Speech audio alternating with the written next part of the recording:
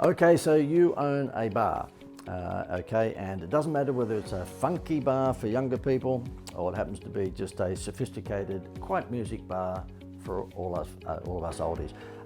You're after one thing. You're after repetitive trade. You want people to come back and back and back. Well, you're after two things. You want the customers in the first place, or patrons, and then you want them to come back and back and back again. So if you own a bar, a cocktail bar, maybe even a restaurant, the whole idea is that you want to collect data and then make that data work for you. And before you start saying, oh look, we're so busy behind the bar, we can't collect data, we can't get people to fill out forms and all this sort of, don't worry about that, okay? How this free holiday thing can work for you is incredible. It is absolutely built for your business. Let's just say that you hand out at the bar, when somebody spends a certain amount of money with you, what we call a vacation certificate. Now you'll see this on the screen right now. It's about the size of a $5 note. And on the back of it, it has a URL that they go to register their details, and it also has a unique code. Every certificate has a unique code. And they enter that unique code and they get a point. And when they save a certain amount of points, they get the holiday. It's that simple. It really is that easy. So in your instance, if you have an average spend across your bar at the moment of, let's say, I don't know, let's say it's $20. If you think you can get that up to $30 because, you know, of this promotion, then you might say, okay, for every $30 that you spend at the bar on one transaction, so it has to be on the same transaction, we will give you one of these vacation certificates. And then you register that online and you get a point. And when you register, let's say 30 of them online, which is 30 times the $30 that they spent, which is $900, we're going to give you a free holiday. Now, I happen to have half a clue about the margins in your drinks. If someone spent $900 with you over a month or two or three, I think you've got a reasonable margin in there. So for you to give away a holiday which is costing you $97, because that's what we charge for the holidays, okay, that $97 is a percentage of the $900 that they've spent with you over a month or two, is, I don't know, 12%. I haven't got a calculator on me at the moment, but it's probably a 12% discount, okay, or equivalent to what would be a 12% discount. Now, if I asked you in any other platform, if we were just, you know, having a drink at your bar, would you be willing to give up 12% if we could double or triple your business? I think you'd put your hand up straight away.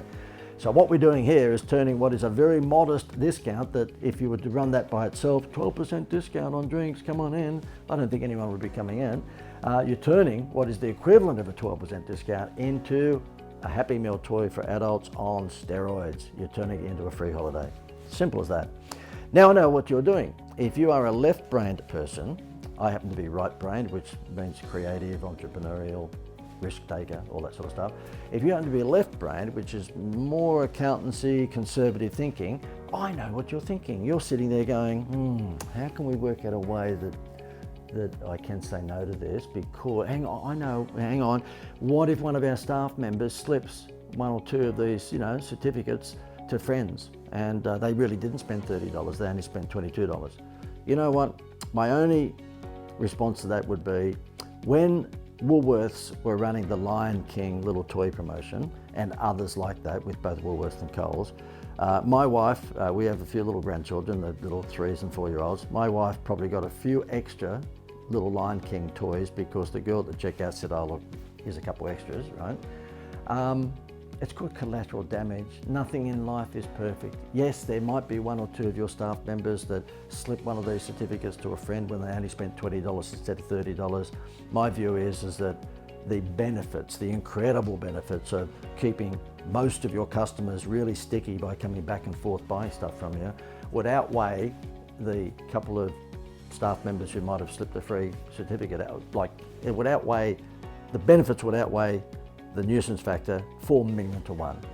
So I'm only just saying that because you've got to reveal the elephant in the room. The fact is that, you know, I'll never forget, on one occasion we were running a lot of scratch games in Australia, and a particular retail chain saw the results from these scratch games that I had been running for other retail organisations, and the sales were up 100, 200%, which is crazy, right?